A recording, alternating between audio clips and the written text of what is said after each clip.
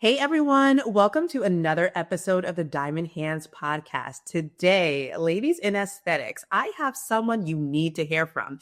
So we have Amber Edwards, and she has spent 25 years at the highest level of medical aesthetics, leading strategy, commercial growth, and executive teams as some of the most recognized names in the industry.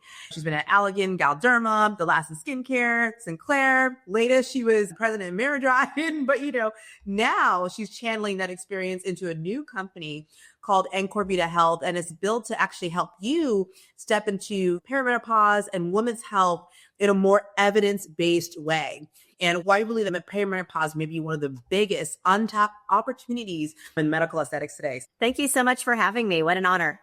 For people who don't know about EncorVita Health, before we go back, let's just put this out first because it's a new company, been around for a couple of years in stealth, though. Now you're really out there doing the thing. Tell us what the core ethos of EncorVita Health is and how it helps practices. Yeah, absolutely. I think it helps just to say where it came from, which is two things happening in parallel. First, I went through menopause myself about 4 years ago. I was in the process. I was chief commercial officer at Alastin Skincare at the time, and we were going through an acquisition. We were selling to Galderma, and I was doing a lot of very important presentations to the CEO, and it was a very stressful time. And in the middle of a presentation, I had a massive hot flash. And this continued to happen, and it was debilitating. It's embarrassing. Your confidence goes out the window completely. And that was just one of many, many symptoms I was going through. I think a lot of Gen Xers were raised believing, oh, the change is going to happen. You're just going to suck it up, get through it, whatever. And I didn't realize you could actually get help. And when I did, it was such a game changer for me that I've become completely evangelical about it ever since, because I want every single woman to know that you do not have to suck it up.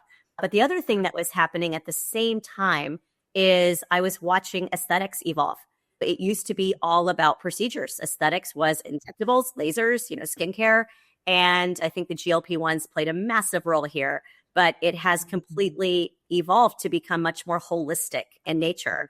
And that means, not just looking out at the outside, but thinking about the inside. And, hormones have such a massive impact on skin, hair, body composition, all of the things that we're trying to treat in aesthetics. And the light bulb went off. It was like, whoa, this belongs in aesthetics, especially if you're doing GLP-1s. If you're doing GLP-1s, hormones, menopause care belongs in aesthetics. And just the name itself, EncorVita, where does that come from? It translates to life again. And I actually trademarked that before I had a company, before I knew what I was going to do, because I just knew that I have personally found that your 50s can be the best, healthiest, most, highest vitality years of your life if you're actually getting and optimizing your full body. So EncorVita to me was an important name because you can have life all over again and even better. Yeah, and I love that. EncorVita. So yeah, it's life again. Yeah, exactly. Life again. And I was like, and how many times in life do we get life again, right? All throughout life. And if we want to go back a little bit, and it's just like, well, we'll go back a lot of it. It's just because you had such a trajectory, right? And I love what you did there. So before I go back, you actually got the trademark before you, quote unquote, needed it. Yeah. Right. Yeah. I knew when I finally was like, what is this I'm feeling and what do I need to, because I thought about knowing that I wanted to bring this care and awareness to more women. I knew I wanted to do something. I didn't know what it was going to be, but I went ahead and got some of the basics in place. And then the cards kind of fell in place for me to bring the company that we're bringing to life. So yeah. It's such a lesson for everyone, I think, listening to Amber. It's just like, before you need it, if you have a business idea or what have you, trademark it, get your intellectual property hammered down, absolutely. Before someone else can take it, right? So when you look at and you think about your life, how close or how far is it from how you grew up to how you eventually became like a global healthcare executive and founder? Like, I know you have a finance degree or have you, but it's just like, did you always know that you were going to be in some sort of leadership? Like, where did that bug actually start? Yeah, it started with my upbringing. I come from a military family. If you watch movies from like the 80s movies and the stereotypical military father, That was my father. Yeah. It was discipline. I have an unbelievably competitive family. I have two older brothers, one who's also military, and then a little sister. But everything was a competition. Everything was sports. Everything was discipline, discipline, disciplines. I always knew that I had to achieve a lot. I always knew that I was going to do, at the end of the day, I think we're always trying to impress our father.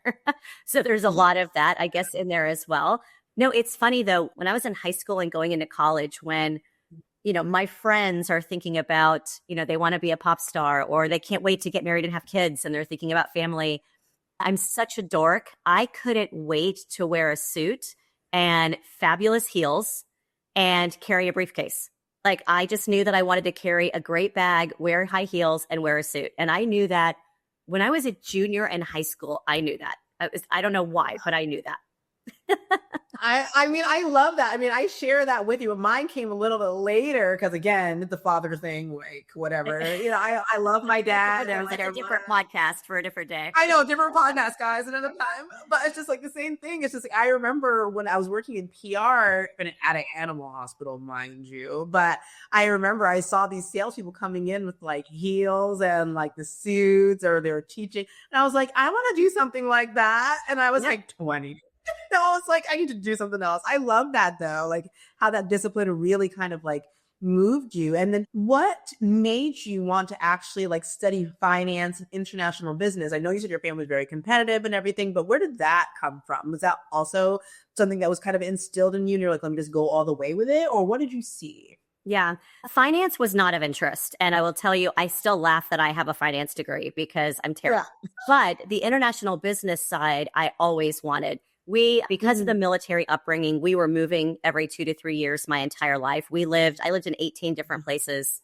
I mean, it was constantly moving. And we lived in Korea for 4 years when I was a kid. We traveled all the time. And so I think I always had a multicultural sort of, interest. Yes. I loved meeting new people. When you live in a military family, you're around people of all different ethnicities, backgrounds constantly. And so I always had this extra bigger picture vision. And I was studying French throughout high school, and I just could not wait to visit Paris. Like, again, I wanted to wear high heels, carry a great bag, and go to Paris. That was my dream. And I knew I loved business. And so I became excited about the idea of international business and went around looking at a number of different colleges when it was time to pick where I was going to go to school. And that was really the leading factor, was I wanted to find a school that had a good international business program. And then at some point they said, okay, well, you need to have a base, you need to have a more primary, I guess, major as well. And I was like, well, what's going to get me the best job? And they said economics or finance. So there we go. But international business was the drive. Yeah, but I love that practicality. And for those who remember, all of you have gone to college who's listening to this, but for the most part, but it's just like at the end of the day, it's just like, how interesting is that? So many people now have gotten degrees, they don't even know what to do with it. And you were like, what's going to make me most money? Let's do that. What's going to be transferable to pretty much any job that I could ever get? And if you have a finance degree, and it's just knowing the basics, I can't say that I have to do more finance than I want to do. Thank goodness I have a great finance person working with me who handles the nuts and bolts of that. But you need to have a good understanding of just being smart about money and being smart about strategic priorities and how you invest, where you're going to spend. And so it's critical to anything that we do. Yeah, 100%. And we'll come back to that later. And so going forward, I know that you started in sales at a certain point after you actually finished college or what have you. So you started at a place called Park Davis and you moved into marketing at Pfizer. So tell me just a little bit before we kind of move forward of your career trajectory after college and even you did consulting at some point. So tell us a little bit about how those kind of like primary experiences actually made a very natural transition to leadership and into now what you're doing now. Sure. When I graduated from college, I was approached. A friend of mine was dating a physician. And I didn't know that this pharmaceutical sales rep job was even a thing. But the physician who my friend was dating kept saying, I think you'd be a great pharma rep. You should be a pharma rep. And so he made an introduction for me, actually very funny, to someone who's in our industry. I mean, and I was just a kid. We joke about it all the time because he's the one who interviewed me way back when I didn't know what I was doing. I was a sales rep for a few years. I went into sales training. So I was promoted to sales trainer, which to this day was my absolute favorite job I've ever had. I loved teaching. I loved watching people come in as a new sales rep at the beginning of the sales school, as we used to call it, knowing nothing about a category, a product, or anything. And then 3 weeks later, they're talking science, they're talking mechanism of action, they're talking outcomes. And that was such a fulfilling thing. Pfizer acquired Parke-Davis in 2000, and they offered me the opportunity to move to New York City, which from then on, I kind of considered myself a New Yorker. And they moved me to New York to work in marketing.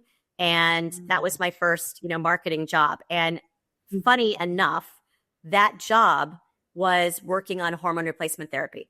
When I was 24 years old, I think I was the product manager for Femheart, a hormone replacement therapy. So it really is a full circle story. Now, I didn't have any appreciation for menopause at that point, but in 2002, the Women's Health Initiative came out, but that scared women and doctors away from estrogen and hormone therapy for 2 decades. And luckily, Pfizer was able to move me on to a different team because the business completely crashed and nobody was doing hormones anymore. But it's funny how that story has come full circle for me. I was at Pfizer for several years, and in 2004, I was recruited by Allergan to move out to California and work on this little known, brand new, cool thing that they were developing called Botox. And I already launched, but it was super early days. It was highly stigmatized. Why on earth would you put a poison in your face? And that was, such an incredible experience. That was my first experience in creating a category and actually going in and not only creating a category, kind of creating aesthetics at that time. Yeah, we were helping medical dermatologists start to think about getting into more elective procedures. I think we were one of the first to call our sales reps business development managers because it was so much more than a pharmaceutical rep, right? It wasn't just science. It was also, how do you bring this into your practice? How do you integrate this and make this part of a practice? How do you do marketing? How do you do social media? Well, it was before social media. I launched Juvederm. I worked in a number of different aesthetics categories at that time. And the reason I got into consulting, which is I never wanted to start my own business and I never wanted to be a consultant, but our personal lives are very important to us. And I was in a relationship in New York and I needed to get back to New York. And so I really did not want to leave Allergan. I have to admit, I loved working for Allergan. Those were just beautiful years. Some of my closest friendships to this day were the people who I was building up the Botox and Juvederm brands with way back when. And a lot of them, some of them you've probably interviewed and definitely know, I'm sure. But I left Allergan because of my personal situation, needed to get back to New York. And so that's why I started consulting, because I needed to do something. I wanted to keep my brain stimulated. I was consulting for Bausch & Lomb because I had eye care experience. That was where I first met Brett Saunders, who a few years later went on to essentially take over Allergan. And so I did that for a few years. And ultimately, when activists acquired Allergan, they kept the name Allergan, they asked me to come back, but this time to go international. And I really wanted to go to Paris my whole life. So I moved to London and took on the opportunity to oversee the international strategic business for the entire aesthetics portfolio for Allergan. So it was basically everything ex-US, which was such a great experience. I mean, launched Juvederm in China, spent a lot of time, went to Riyadh, spent some time in Saudi Arabia, really had a chance to learn culture, the differences in regulatory and legal standards and policies from country to country, and also just how to win the hearts and minds of consumers in different cultures, right? Because at the end of the day, marketing and business all comes down to how do we get into the heart and soul of a consumer? And so you really need to understand where they're coming from and what's important to them. And I think the international opportunity was such a great chance to do that. So I did return to Allergan for a few years. In 2018, I left Allergan. It was time. I think I was ready to see what I could do at a smaller company. And Sinclair, which still is, it was based in London at the time, really mostly a European company. At the time, they had the European rights to Sculptra. It was prior to Galderma having Sculptra, Sinclair had it. This was before they had capital equipment. It was just fillers at the time. But they asked me to come on board to launch the company into the US. So the intention was to bring those products into Alastin was their main biostimulator, was to bring those products to the US. And around the same time, they were acquired by China Grand Enterprises. So there was new leadership coming from China. So very different cultures there and different priorities. But bottom line, COVID hit. And when COVID hit, it was not the right time to try to launch a company in the US. I was fortunate that Alastin Skincare happened to be looking for a chief commercial officer. And I was close friends with a couple of their board members who said, we think you should. And I had not done skincare before. So I wasn't, I wanted to, but I was so blown away by the science and by the chief scientific officer. Alan Woodrow is one of the most brilliant people I've ever met. And he was so inspiring. And so it was an absolute phenomenal experience to be able to come and lead the commercial side of that business to such a great growth trajectory over a couple of years, which got the attention of Galderma. And Galderma decided to acquire us. So that was when my story around menopause came in as well. But then I stayed on. We sold Alastin to Galderma, but I committed to staying on board for an additional 2 years.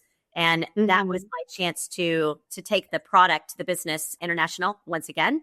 So let's use this brand outside of just the US. And we brought it to the UK. We brought it to Mexico shortly after, brought it to Australia and Brazil. So I had the chance to build that up. But I had been bitten by the small company bug.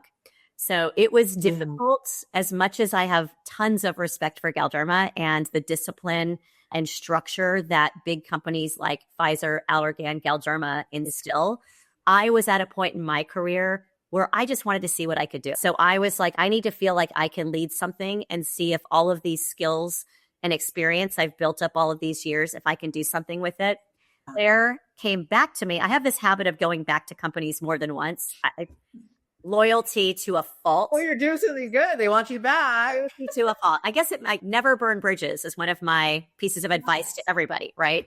So Sinclair came back and said, okay, we got through COVID. We'd like for you to come back, but this time as the global CEO. I moved back to London again in 2020 and essentially led that business. By this time, it had expanded massively. They had bought 2 capital equipment companies. So now we had 16 products across capital equipment and fillers. It was really about getting a strategy, a plan, consolidating, getting a mission, taking these multiple different companies they had acquired and gelling them into one company. So I was there for a year. Ultimately, again, I think it wasn't aligning with where I wanted to take my own career and my own passions. And I knew that I needed to be in the menopause space. And so that's how I knew, even before I accepted the job with Sinclair, I had been interviewing with some women's healthcare companies because I knew that I needed to bring this. I knew that I needed to do this. So here we are. It's almost like a calling, right? When you have something on your heart, and I love the word that you use. You use the word evangelical about it, right? And I think that that's the thing. When you really believe in something, you're just going to continue preaching it and shouting it from the rooftops until enough people say, hey, I want to join that movement too. Yeah. Brittany, I am now, as sad as it is, we're just getting out of, I don't know when this is going to air, but 4th of July holiday weekend we just had. And I'm like, I have become the menopause lady at parties. It's okay. Which is beautiful because every party I go to, all of a sudden I have a whole, I've become popular because I have a big group of women surrounding me, but it's all wanting to talk about menopause. But it's because there's so much information to share. And there's a hunger for information. Even for me, and I know women my age are going through it, I'm going through perimenopause. It's like I wear hair pieces and things, but like I remember when I first started losing hair and I was like, what the hell is going on? It was scary to experience like hair thinning and starting to experience night sweats and those things. And like in my family, I don't know why, but we tend to go through menopause kind of early. So like I was early. My sister, we're 45, done, and I was like, wow. I'm like, I guess I don't have that much time as I thought I did. Yeah, but I was 47, and then you're thinking, wait, this can't, I'm too young. That can't be what this is, right? Why am I gaining weight? It can't be because of menopause. I'm too young. But no, it's happening. I know, it's so interesting. But a couple of things I wanted to touch upon, and I think that's useful for everyone here, is just like, the power of relationships throughout this journey, right? Because it's like, it's easy to just to talk about a timeline and like the different things that we did or what have you, but the invisible thread running through these is I don't want to say a closed network, but it kind of is. It's like you meet someone here, you stay in touch. You meet someone there, you stay in touch. And I love your Ada, like don't burn the bridges, which is a one we all know. But it's just like, tell me a little bit more about the power of relationships, and especially as practice owners, what advice would you give to practice owners in their own communities? I think too many people in practices have too much of a global focus when it's like your practice is in your damn town. So can we talk a little bit about that ethos of relationships and how someone should go about that in a small business, their practice? Yeah, absolutely. I mean, relationships are everything. And as soon as you can get over your own ego and realize that you can't do anything alone, the better off you are. I'm a very independent person, but I would not have made it to where I am in any aspect of my life if it wasn't for forming authentic relationships. And I think that authenticity piece is so important because, you know, there's relationships where we're all just trying to get ahead and you're kind of like, how can this person help me? But authentic relationships are where you know someone has your back. And I think for practices, when I look at all the different clinics that I know and the ones who are really successful, they have each other's backs within the practice. And then I think people also have to realize that even within your community, you can all rise up together. You can raise each other up. You know, the more that we can all get on the same page, the more that we can put the value and the integrity and the scientific backing behind the products and the treatments and the procedures and all of that, it helps everybody. It helps the industry. And so it has to be less about trying to compete and put down the practice down the street and more about how do we all grow and make this industry stronger. And ultimately, at the end of the day, we need to do better by patients, right? Yeah. All of us. We need to do better by patients. And so how we're acting and those relationships extend to our patients as well, right? Mm-hmm. Yeah, and it's true. And I love what you said. It goes back to patience, right? Because I think a lot of people form parasocial relationships with people online that they don't necessarily know that well. And then say a doctor or nurse, they're bashing someone down the street for their ideas or what they do or what they think. It's like, it just brings everybody down because people don't know. The general public doesn't know who to trust, right? Because there are people of the same caliber going against each other, right? Yeah, exactly. Yep. Yeah. And so going forward with that too, so I kind of want to talk about strategy too, because I know you said we launched companies into these things and you're doing this with EncorVita Health right now. Strategy. So I know there's people that we meet, you've met them, I've met them, people who say, I was an accidental business owner, right? And they're like, my practice, took off and, we made millions in a few years and things like that. And I don't even know how we did it, right? And there's no strategy, so to speak. But I'll tell everyone here about the power of strategy and how strategy can actually help amplify results when you're actually looking at numbers and keeping an eye on the store, so to speak. It's funny, you said the accidental business owner. I never had any interest in being an entrepreneur. I've over the course of my career, so many people have said, you should start your own thing. You should, because I've always had a lot of ideas. But I was very comfortable working for a big company and just, scaling, helping to scale. But when you really feel like something doesn't exist and you need to take it and own it and just make it happen, that's what drove me. But strategy is critical because especially when you're starting a business, money is non-existent. And so you have to be so laser focused on what it is that you're going to prioritize. And that's hard for me right now because there's a million ideas. There are so many places that we could take this business and everybody has an opinion. Everybody wants to tell me what I should be doing, but you just can't do it all. You can't from a capacity standpoint, energy standpoint, money standpoint. So really constantly going back and saying, what's our mission? Everything has to start with the mission. What is our reason to be? Why are we here? We are here. EncorVita is here ultimately because we want more women to be able to get care for menopause and sexual health. That's what we're focused on. We want women to be able to get this access. They're not getting it from their OBGYNs because their OBGYNs, for the most part, we're not trained in this. It was not considered a medical condition. This was not part of medical school, even for OBGYNs. So primary care doctor, like they have no idea. And if anything, they're like either misdiagnosing or dismissing. So, our mission has stayed true. We believe that this is a perfect fit for aesthetics clinics. So I've had to prioritize, okay, well, what do we need to do? We need to educate. We need to make sure, we need to build, I constantly say, we need to build confidence and competence amongst aesthetics providers, because they can't treat these women if they don't have confidence and competence in what they're doing.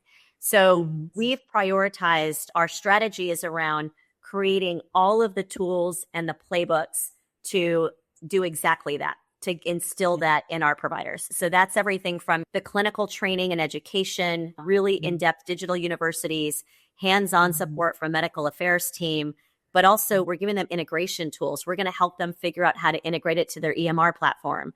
We're going to help them figure out how to price it to patients, how to package it. So it's strategy is first about how do we make sure that we can make our practices successful. And then all of the other fun things we could be doing, the bells and whistles, the consumer stuff we could be doing, the tech stuff we could be doing, that's all really cool. And I want to do it all, but it's all about prioritizing what's going to drive business.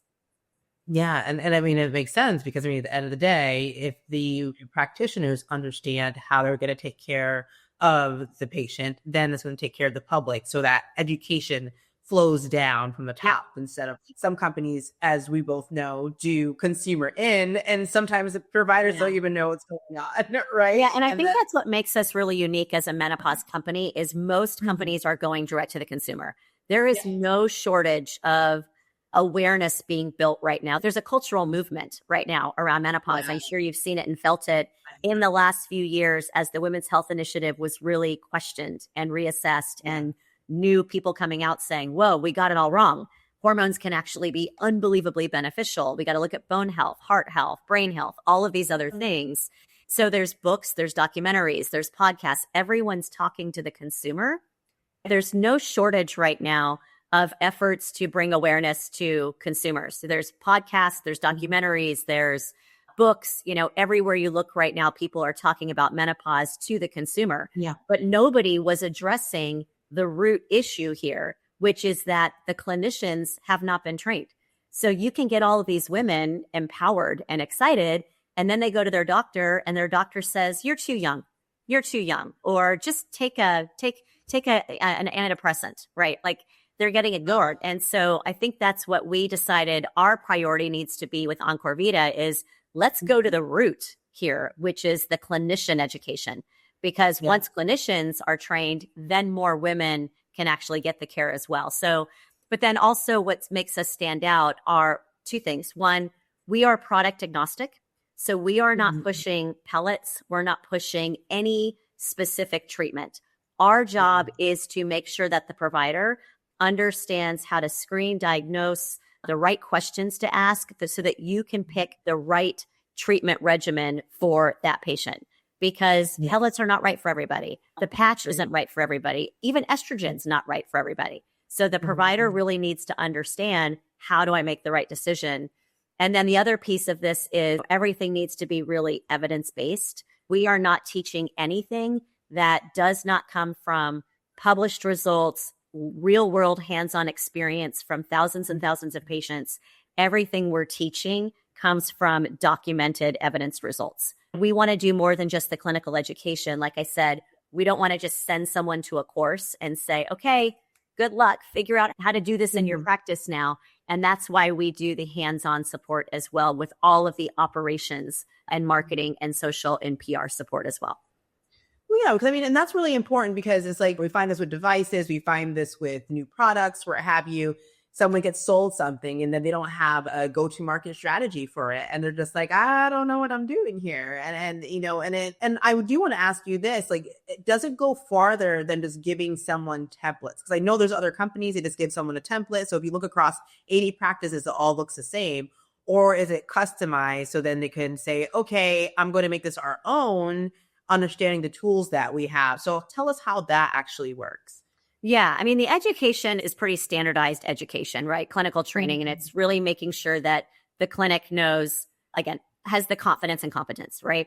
However, how it actually rolls out in your practice is customized. And so the first thing that happens when we connect with a clinic and they say, okay, we want to take this on, we're excited, this fully belongs in our practice, we will do a discovery session where we want to know your demographics of your patients. We want to know what other treatments that you're doing that might fit within a menopause or sexual health package. For example, if someone's doing Emcella for pelvic floor tightening within their practice, that is a natural fit to go into a menopause package. So we will sit down with your practice we also want to understand what EMR platform you're using so that we can make sure we're helping to integrate a cadence of appointment schedules and all of that too. So it really is customized to the clinic. We've built up a really great ROI calculator where you can plug in all the different variables, the different treatments that you might want to include, how many patients you think you have within your practice who are going to be eligible for this. And that's important. We firmly believe that a clinic does not need to go outside to find new patients for this, because if you look at your clinic, I guarantee at least 80% of the patients within your existing practice are going to be females between the age of 40 and 65. So 100% of women will experience menopause. So it's not niche, right? So we want to help you figure out how do you convert the patients who are already in your clinic to become part of your menopause or sexual healthcare packages too. So it's very customized to that specific practice. And I think that's excellent. So many times the lead medical provider might understand how to do some of these things intuitively. What I've seen throughout the industry is like when it becomes to translating that to their providers and that they could have kind of the same language, the same consultation language, like how do you even bring it out naturally in your process or have a tool that is always something that you naturally ask about, right? And I think that's what many people get held up on because sometimes they're in practices that have 70 different things that they could be doing. I do understand that some providers do get confused. They're like, okay, where do I even start? So that you guys actually have that customized type of like, plan with your practice that you work with. I actually think that's really great. If anything, I think we've created too many tools. So, we're at our shout. Trying not to overwhelm, but we've tried to think of everything. We even have these great little flashcards that can be used to help train the front desk staff on how to talk to patients, how to answer the phone, how to actually get someone who's thinking about coming in for their fillers or lasers or whatever to actually say, well, wait a second, while you're here, have you thought about this as well? So we've tried to think about everything we need to do to make this just an everyday part of your practice. Yeah. And I love that. And so like, what do you think is the biggest misconception that aesthetic providers have about perimenopause and their patients not knowing what they should actually ask for? Because I know you talked about the women's initiative a little bit earlier. There's still fear around things. People still have fear around estrogen, all these different things. So if you want to touch on that a little bit and then we'll. Yeah. Couple things. One, I think knowing that by definition, menopause is one day. Menopause is the day that is 12 months after your last menstrual cycle. So it's, when we talk about a menopause journey, menopause itself is one day, but perimenopause can start a whole decade before. So the average age of perimenopause starting is 42. So that's the first thing I'd say is those late 30s, early 40s patients who are in your practice, they're not too young to start thinking about this, right? I think that opens up a huge demographic, right? It's not just the 50-somethings, it's the early 40-somethings.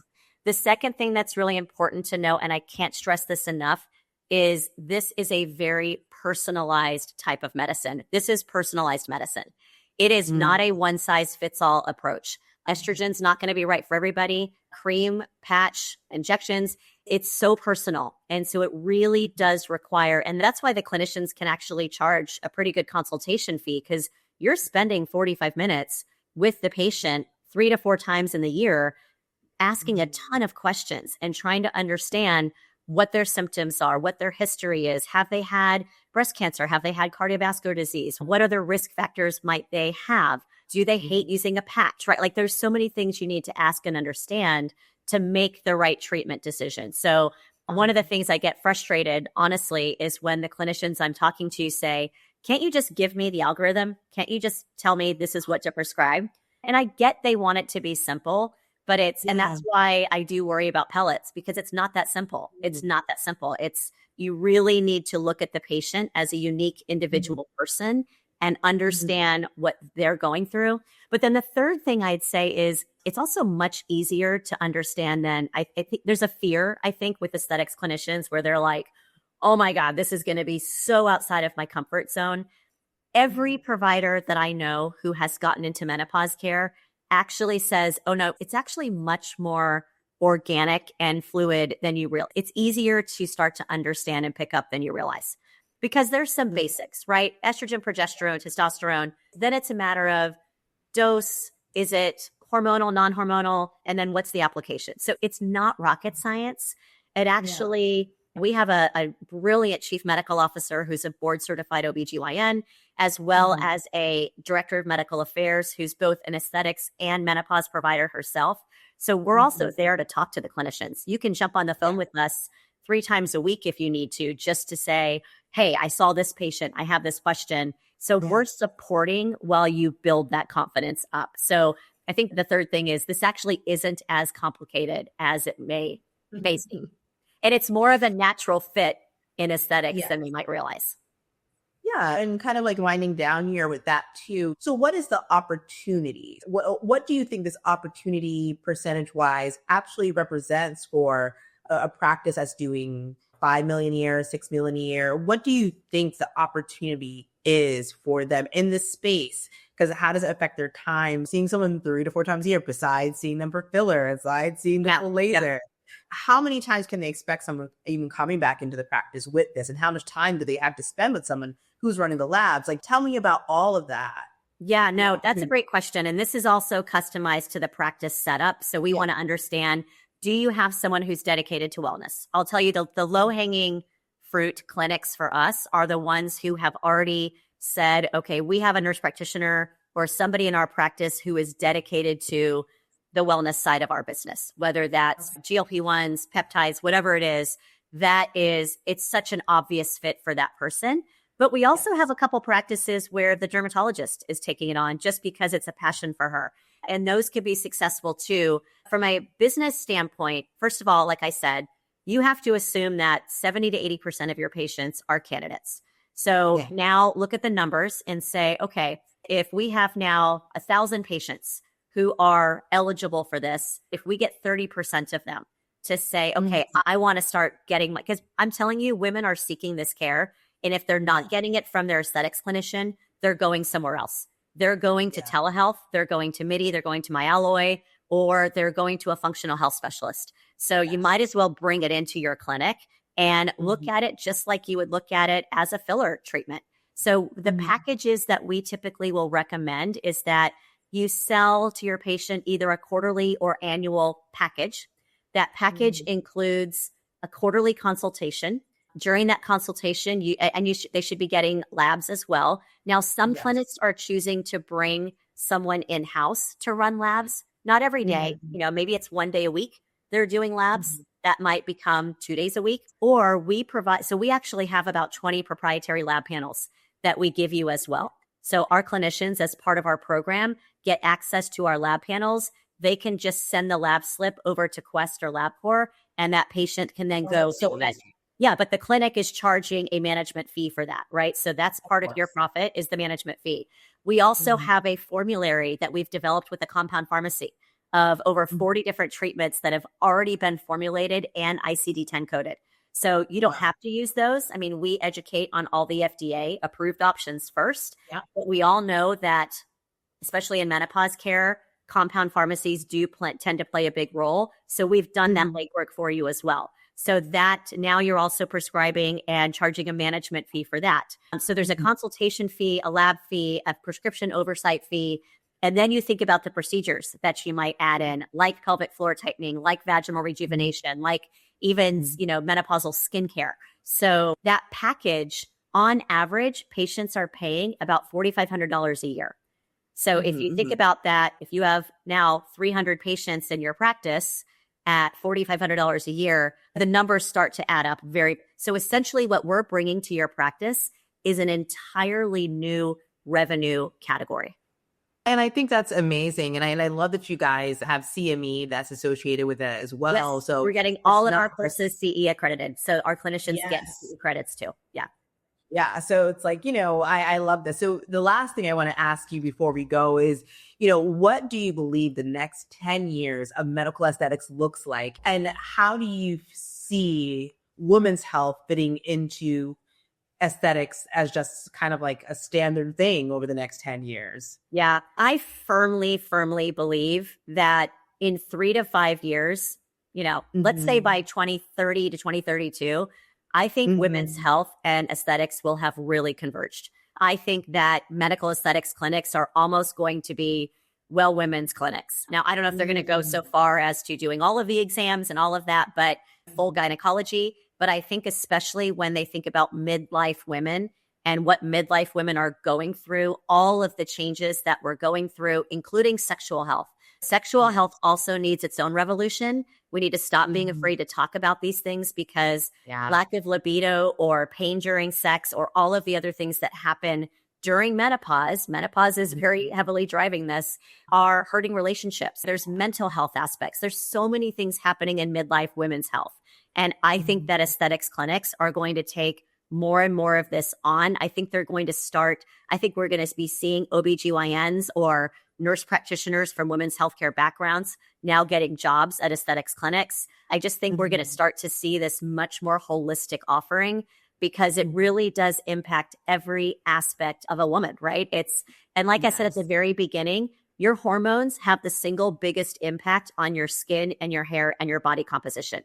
So if you're just doing procedures, you're missing the first half of the puzzle. So you put both sides of that puzzle together and you're a hero. You're a hero to women because now you're really addressing everything for them. I think this convergence is happening. It's already happening.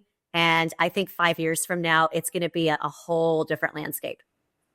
I love that. A whole new world, as they were allowed to say. Yeah. And women are seeking it. And I hate to say, I just want to finish by saying this is very much a cash pay world right now. I also have a great deal of hope that there's a lot of advocacy and policy changes that are happening right now in menopause care. And I do think that for women who can't go the cash pay route, I think that insurance is going to get better. We already encourage our clinics to issue a super bill because if your patient can get some reimbursement for this kind of care, great. Let them try. Let them get whatever covered they can. And hopefully in the very near future, we'll see more financially accessible options for women as well. Yeah, I mean, I think it's a great point to end on because all women are going through this, not just women who have the disposable income to take care of mental symptoms, because it is a financial journey to be able to do that for yourself. Yeah. Whether it's a fitness coach, whether it's nutrition, whether it's all takes money. Absolutely. Absolutely. Yeah. Oh my goodness. This was so great. Thank you so much, everyone. Everything about Amber and EncorVita Health, Life Again, right? Is that it? Life Again? Exactly. Yep. If you are not offering this in your practice, or even if you are, but you want to get deeper into it so you really understand what you're doing and how to really integrate it, do definitely reach out to them and everything will be in the show notes. So Amber, again, thank you so much. Thank you. I really appreciate your time and great to talk to you. You too. All right. Want more clarity like this? Join the Branded Practice newsletter community. I write about strategy, systems, and brand leadership straight to your inbox. Go to diamondhandsmedia.com to sign up. And if this episode hit, share it with someone still building without a brand. This is the Diamond Hands Podcast. Thanks for listening. Now go lead.